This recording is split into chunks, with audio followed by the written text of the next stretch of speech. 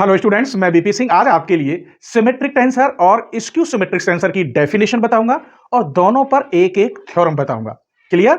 लेकिन symmetric tensor से पहले आप पर सिमेट्रिक मैट्रिक्स आना चाहिए। सिमेट्रिक मैट्रिक्स आखिर क्या होता है, स्क्यू सिमेट्रिक मैट्रिक्स या एंटी सिमेट्रिक मैट्रिक्स आखिर क्या होता है, तो थोड़ी सी झलक इसकी देख लेते हैं। आइए, सिमेट्रिक मैट्रिक्स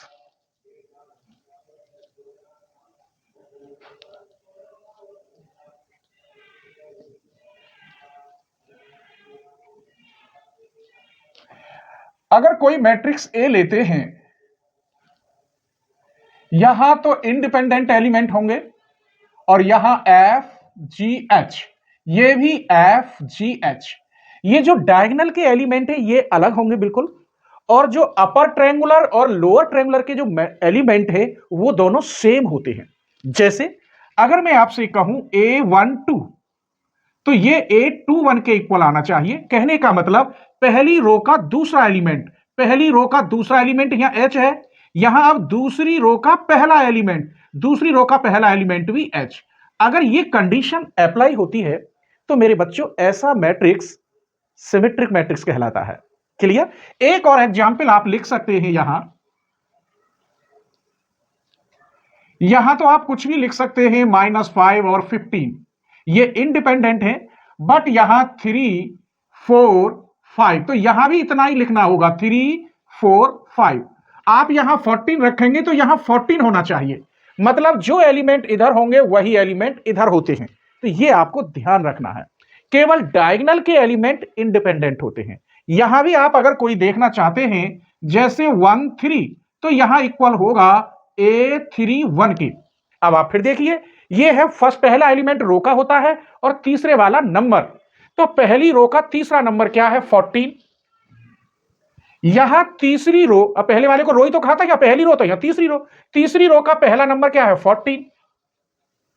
तो ऐसे मैट्रिक्स क्या कहलाते हैं मेरे बच्चों, सिमेट्रिक मैट्रिक्स कहलाते हैं। अब बात आती है एंटी सिमेट्रिक मैट्रिक्स या स्क्यू सिमेट्रिक मैट्रिक्स क्या होता है।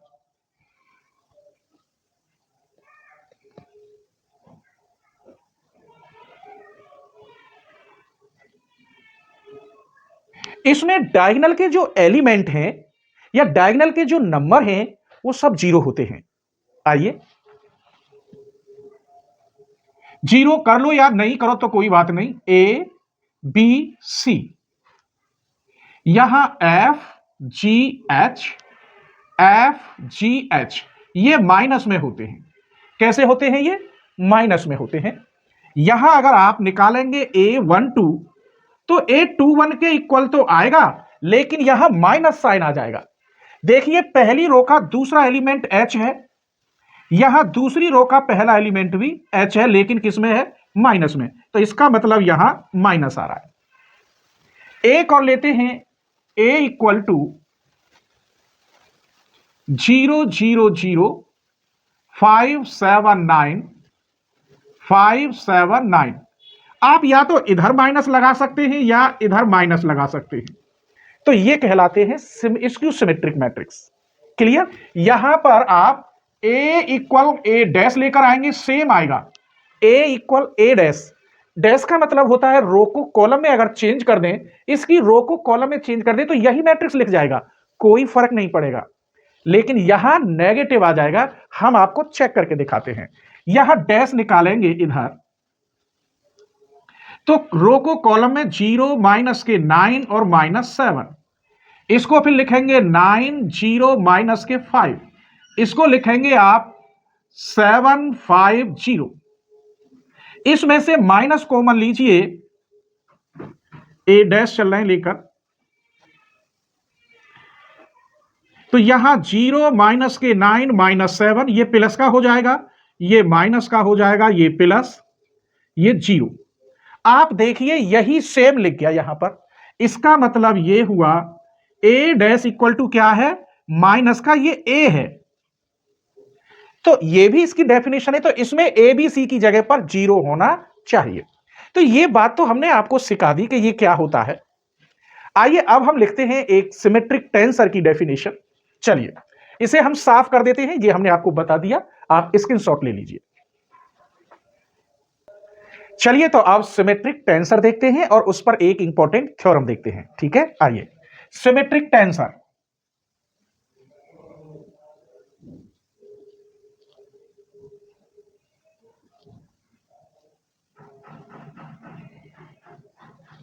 ए टेंसर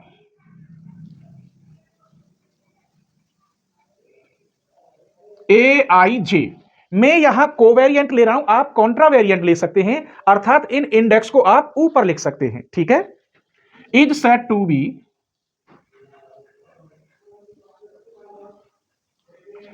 बी सिमेट्रिक, सिमेट्रिक लिख रहा है, symmetric tensor if A I J equal आ जाए ए जे आई। ये था सेकंड के लिए, दो यहां थे, अगर तीन हो कोवेरिएंट के इंडेक्स तब आप क्या करेंगे,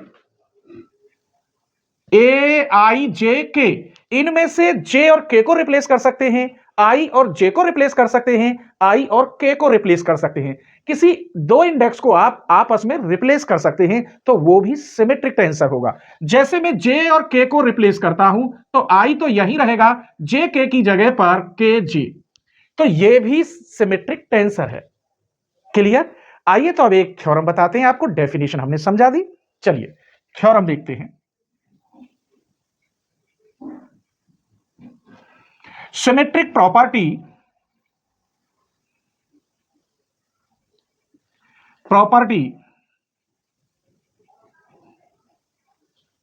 remains unchanged by tensor law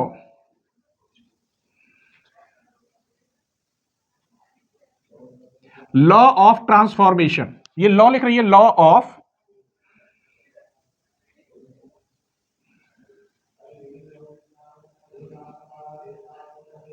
transformation, that is if a tensor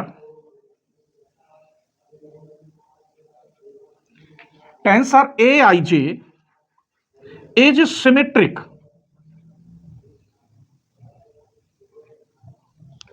in one coordinate system,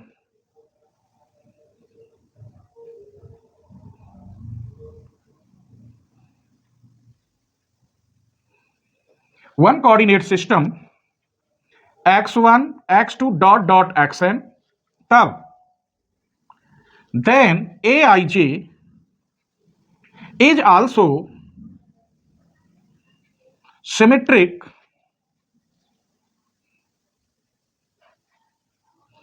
in another coordinate system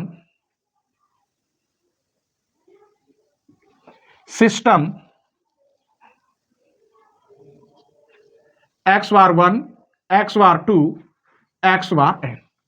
कहने का मतलब सिमेट्रिक टेंसर हमें लॉ ऑफ ट्रांसफॉर्मेशन के द्वारा दिखाना है, ये है बस इसके अंदर।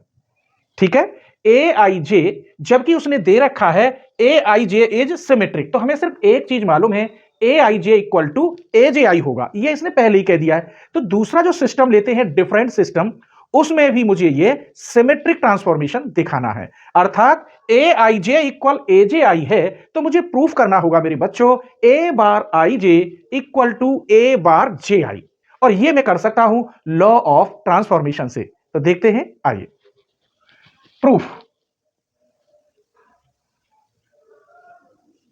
तो मुझे यहां क्या प्रूफ, गिवन क्या है, गिवन दैट ये कह रहा है ए I J equal to A J आई, कब, जब आई एंड जे क्या है, चेंज हो, क्या आई और जे का ऑर्डर चेंज हो। प्रूफ क्या करना है, टू प्रूव दैट, प्रूफ करना होगा मुझे ए bar I J equal to A bar J आई। किसी किसी राइटर ने बार की जगह पे डैश लगा रखा है, तो आप चिंता न करना, जहां मैंने बार लगाया है आप वहां डैश लगा सकते हैं। ठीक है, आइए नाउ मैं ये लेके चल रहा हूं law of transformation, by law of transformation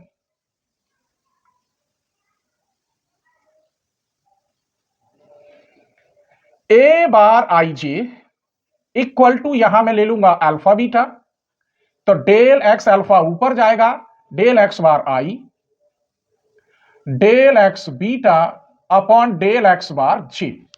यहां तक ये लॉ ऑफ ट्रांसफॉर्म में रटिया होगा आपको।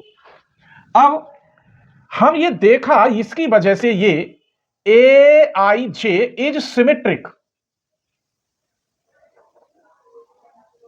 इन आई और जे के रूप में,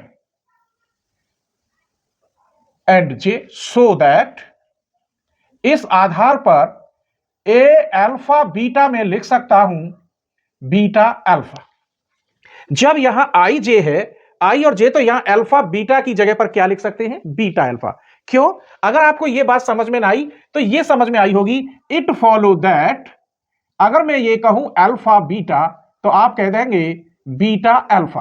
अल्फा की जगह पर आई है और बीटा की जगह पर जे है। क्लियर हो गया? लेकिन आप ऐसे लिखना एक थ्योरम का तरीका है। इसका मतलब इसकी जगह पर मैं लिख सकता हूं ए बीटा अल्फा। ये जो कि क्यों रहेगा?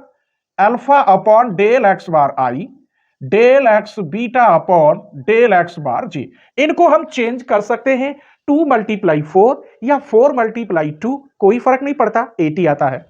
इसका मतलब ए बीटा अल्फा ये हो गया del x beta upon del x bar J del x alpha upon del x bar I. अब इस वाले टर्म को हम कैसे लिख सकते हैं? ये बन गया ए बार जे आई। आप देख लीजिए, मैं लिख देता हूं, यही लिख दिया। क्या बन गया? ए बार जे आई दोनों नीचे ही होंगे और बीटा अल्फा दोनों ऊपर। किससे? लॉ ऑफ ट्रांसफॉर्मेशन से। किसके बराबर चल रहा था ये? ए बार आई जे। यही आपको प्रूफ करना था। क्लियर? तो थ्योरम प्रूव्ड हो गई। अब मैं आपको बता रहा हूं एंटी सिमेट्रिक टेंसर या स्क्यू सिमेट्रिक टेंसर, और मेरे बच्चों उस पर भी एक थ्योरम बताऊंगा। मैं पूरी मेहनत करता हूं, आप सिर्फ 1 सेकंड में लाइक कर सकते हैं, 5 सेकंड के अंदर अपने फ्रेंडों को शेयर कर सकते हैं। जैसे आप मुझसे जुड़े हुए हैं मेरे बच्चों, आपके फ्रेंड भी मुझसे जुड़े, ठीक है? और नेक्स्ट लेक्चर में मैं आपको टॉप मोस्ट थ्योरम कौन कौन सी देने वाला हूं वो भी बताऊंगा। आप स्क्रीनशॉट ले लीजिए। चलिए, तो अब हम एंटी सिमेट्रिक टेंसर देखते हैं, या उसे स्क्यू सिमेट्रिक टेंसर भी कहते हैं। आइए, anti symmetric tensor.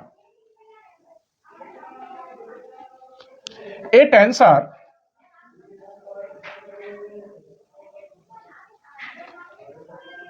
A I जे, आप इसे कॉन्ट्रावेरिएंट में ऊपर भी लिख ले सकते हैं, ठीक है? Is said to B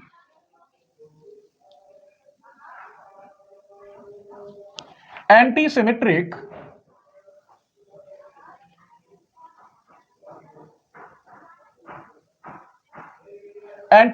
tensor if A I J minus A J I. वही जो मैंने आपको सिमेट्रिक और स्क्यू सिमेट्रिक बताया था, वही चीज है।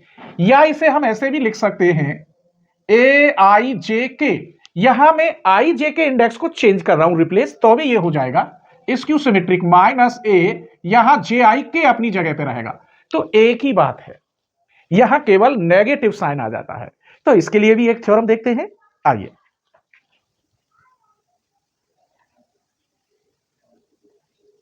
To show that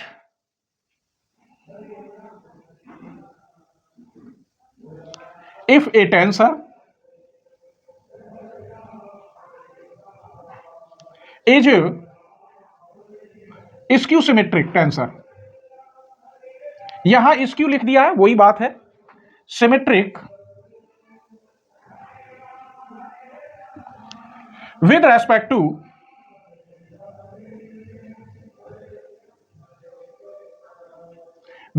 to a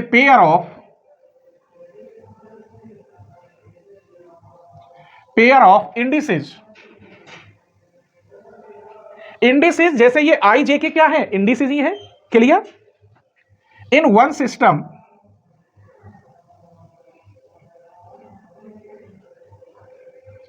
system of coordinate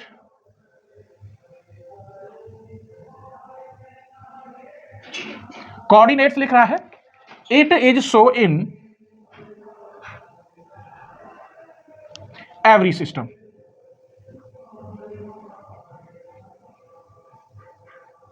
कहने का मतलब प्रत्येक सिस्टम में ये चेंज हो जाएगा, तो हम तो एक ही सिस्टम लेते हैं बार वाला। क्लियर? आइए proof. Let a tensor aij be antisymmetric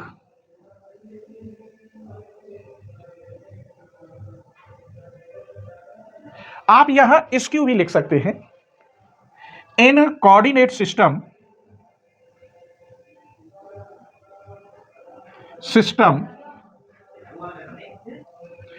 x1 x2 xn so that, इसको अब हम चेंज करेंगे।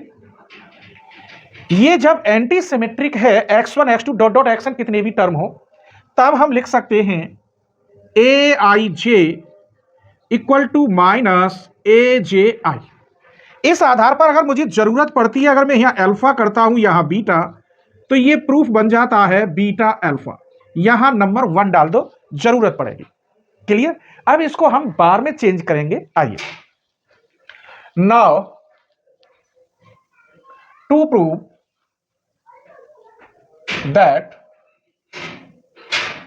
aij is also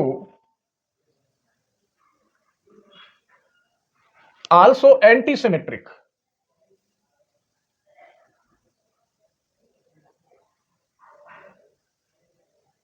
Antisymmetric in coordinate system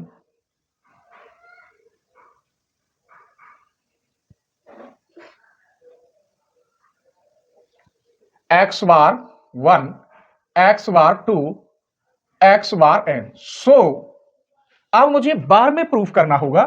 so to prove a bar I J equal to a bar J I, ये मुझे proof करना होगा। यहां तक क्लियर हो गया? कोई परेशानी नहीं हुई होगी मेरे बच्चों। सभी यूट्यूबर 20 से 30% देते हैं, मैं 90% दे रहा हूं, इसीलिए कुछ वीडियो पर मेंबरशिप लगा रहा हूं। अगर आप 90% चाहते हैं कि 100% मार्क्स आए, कोई भी वीडियो आपसे मिस ना हो, हर आर्टिकल, हर क्वेश्चन, हर थ्योरम आपको मिले, तो प्लीज चैनल की मेंबरशिप ले लें। फिर पछतावे की सिवा कुछ नहीं रहता। इसकी देखो, उसकी देखो, और आप एक बुक की कीमत के बराबर फीस नहीं दे सकते, तो कंपटीशन में फीस फिर वहां कैसे देंगे? कंपटीशन भी ऑनलाइन खूब दे रखा है। तो इसीलिए आप चैनल की मेंबरशिप लें। चैनल के डिस्क्रिप्शन में जाएं, ज्वाइन पर क्लिक करें, फुल कोर्स बीएससी एमएससी वाला लेवल लें, उसी से सारी वीडियो ओपन होती हैं, अदरवाइज नहीं। ठीक है? आइए अब यह प्रूफ करना है। इसके लिए मेरे बच्चों हम लॉ ऑफ ट्रांसफॉर्मेशन लगाएंगे। बाई लॉ ऑफ ट्रांसफॉर्मेशन,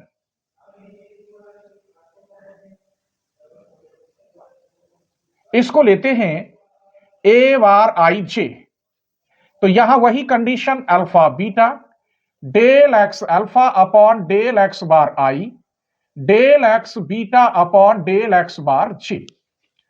अब इसकी जगह पर मैं ये लिख सकता हूं, क्योंकि ये तो गिवन है, एंटी सिमेट्रिक है, तो इसकी जगह पे मैं लिख सकता हूं माइनस के beta alpha del x alpha upon del x bar I del x beta upon del x bar J. इसे चेंज कर देते हैं, A beta alpha del x beta upon del x bar J del x alpha upon del x bar आई।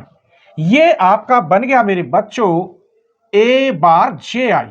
आप देख लीजिए, जे आई दोनों नीचे हैं और बीटा अल्फा दोनों ऊपर हैं, तो लिख सकते हैं लॉ ऑफ ट्रांसफॉर्मेशन से किसके बराबर चल रहा था? ए बार आई जे की। तो यही मुझे प्रूफ करना था। क्लियर? तो प्रूव्ड। तो ये दो थ्योरम बताए, ही दोनों डेफिनेशन बताए। अब नेक्स्ट लेक्चर में जो टॉप मोस्ट थ्योरम है वो कौन कौन सी है वो बता रहा हूं, आप स्क्रीनशॉट ले लीजिए। चलिए, तो नेक्स्ट लेक्चर में जो टॉप मोस्ट थ्योरम है वो कौन कौन सी है देखते हैं। ए सिमेट्रिक टेंसर ए आई जे, इसकी जगह पर कॉन्ट्रावेरिएंट भी लिखा हो सकता है, ऊपर ए आई जे। ठीक है? हैज एन अपॉन 2 ब्रैकेट में n plus 1 independent component.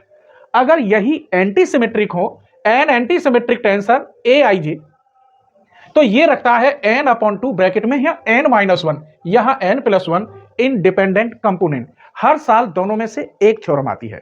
Clear? आप स्क्रीनशॉट ले लीजिए और नेक्स्ट लेक्चर में इन दोनों थ्योरम को आप जरूर देखना। ठीक है।